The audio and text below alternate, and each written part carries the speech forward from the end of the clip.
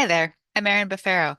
I'm the School Safety Program Manager at the Northwest ESD, and I'm making this short video to share with you about the Handle with Care program, a system of passive awareness and trauma-informed care. Handle with Care was first created in West Virginia in 2012 by the West Virginia Children's Justice Task Force. The group recognized the need for a bridge between first responders who interact with youth and families and communities and the schools where youth attend. What they created is a simple, trauma-informed program that connects law enforcement and schools to better support students who have experienced a traumatic event. When first responders identify a child at the scene of a violence, abuse, or another crisis, they send a confidential notice to the child's school with only the message, "Handle with care."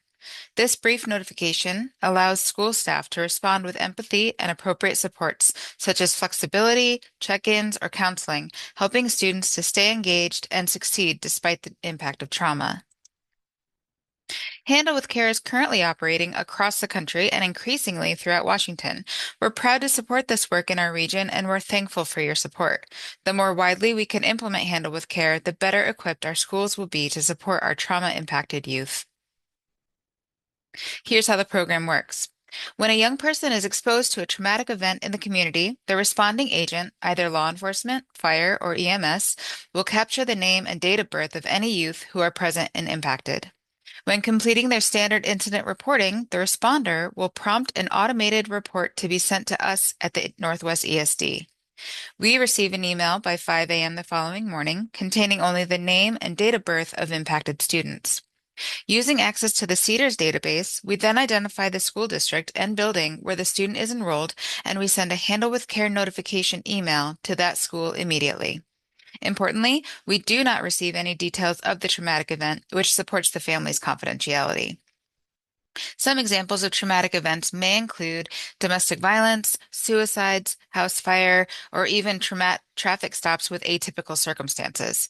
We can't always predict what kind of event will become traumatic for a young person, so we rely on the professional judgment of trained first responders to identify youth who may be impacted by a service call. This is an example of the Handle with Care notification email that your school will receive. At the top, you will see just the first and last name of the student or students along with their date of birth. Again, no details of the event will be shared. You will receive some examples of signs and symptoms of traumatic impact, such as increased drowsiness, cheerfulness or irritability, or maybe reduced engagement or a remarkable shift in mood.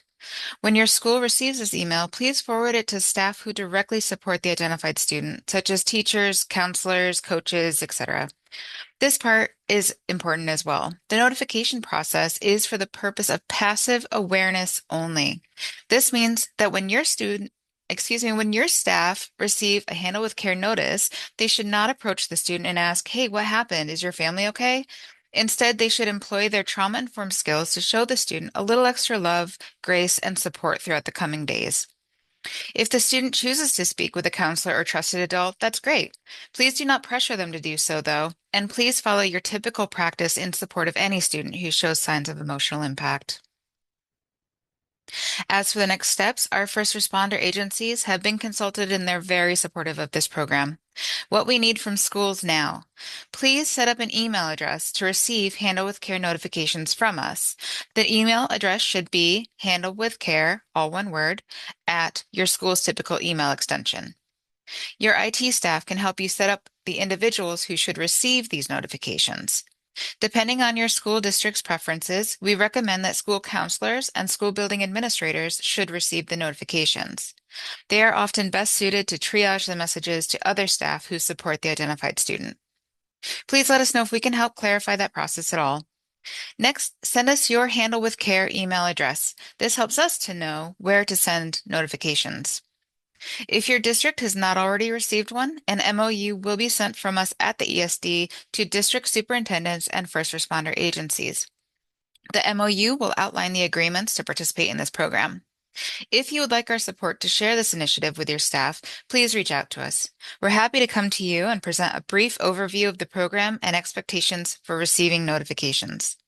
In the coming months, we will begin hosting regular convenings for schools and first responders to share about how the program is working for them. This will help to bolster support for the shared work we all engage in for our communities. As for some good to know details, there is no cost for districts or agencies to participate in this program. The additional workload for agencies, for us at the ESD, or for schools is so minimal that no additional staff time or resources are required. There is no current legislation or mandate for Washington schools to participate in this program, and no penalties or obligations. This program is simply a much needed bridge between our first responder agencies and schools, and we at the Northwest ESD are proud to support this work. So thank you for your time and attention. If you have any questions or comments, please reach out to us at safetycenter@northwestesd.org or handlewithcare@northwestesd.org. We'll be happy to help you. Thanks again.